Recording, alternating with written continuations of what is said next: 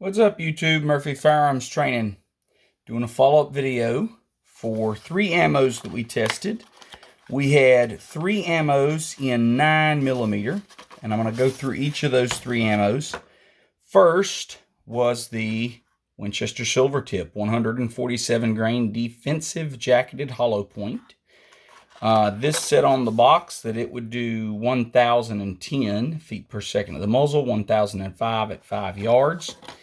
147 grain, we're going to get a weight, 145.4, and it does look like it shed a couple of petals that I couldn't find. Close-up of the hollow point here with some better light than we get at the range. Looks like a very soft lead alloy. 9mm is 0.36 inches. So let's see, our expanded diameter was 0.570. 596 looks like, and 0.581. Okay, so well over half an inch. This is what the unexpanded projectile looks like. Okay, so this was the Winchester Silvertip. So Winchester Silvertip's an interesting looking hollow point. Looks like a very soft lead alloy with a skived jacket there.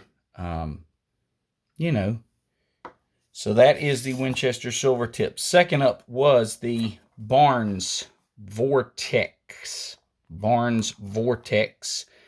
This one, 9mm 115 grain TAC XPD bullet, all copper.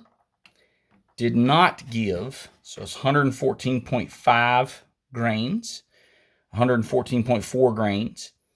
Did not give a velocity, so that's interesting. Don't give you a velocity to compare to. And this one expanded to 0.694. Okay, 0.694. 0.697. And 0.681. So definitely a lot more expansion from the Barnes.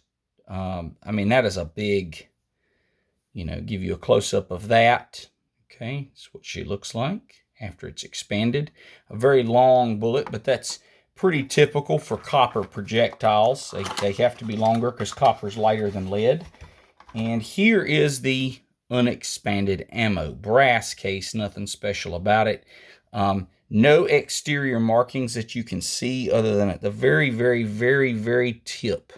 If you look very closely, every now and then you'll see a little notch where those petals will separate. A very large, very deep hollow point cavity, which is very characteristic of Barnes hollow points. That is the Barnes Vortex with the TAC XPD bullet, 115 grain. And last but not least, our third test was the Nosler ammunition, assured stopping power, ASP 115 grain jacketed hollow point. And the jacket separated from that, let's go and weigh that. It weighs in at 113.4. That's all the pieces we could find, 113.4. Total retained weight should be 115 if it's 100% retention. Give you a look at what that hollow point looks like prior to firing it. So it's just, again, brass cased. You can see it does have the skivs to help promote expansion. There it is. A little more of a round nose profile than a lot of hollow points, and that may encourage feeding. I don't know. I didn't have feed issues out of any of these ammos. So we got our jacket has separated. And because the jacket is separated, I'm going to set it to the side and just measure the expansion of the core. So the expansion of this core is it's actually quite well expanded. I am getting 0.626. Turn it over here, and I am getting 0.588. And then turn it one more, and I am getting 0.60, I'm going to call that 601, 0.601. So anyway, All did expand, all did penetrate. Of the three, the Nosler had the most. This Nosler that came apart had the most splash effect in terms of, hydraulic expansion, throwing water back at me. And I'll have a link to all three videos in the description of this video so that you can see what it looked like when it hit the water jug. But that is kind of our wrap up. That is our expansion as well as our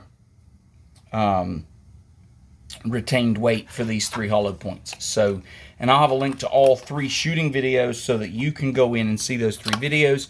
Guys, we appreciate the support. If you have any questions about any of these ammos, or if there's any ammo that you're interested in, I've got plenty of them out there. You can take a look, or shoot me a message, or leave me a comment in the comments. I try to answer every comment, or at least like them if it's a comment that doesn't need answering. So we do appreciate the support. Thanks. Appreciate your time and energy, and we'll see you around.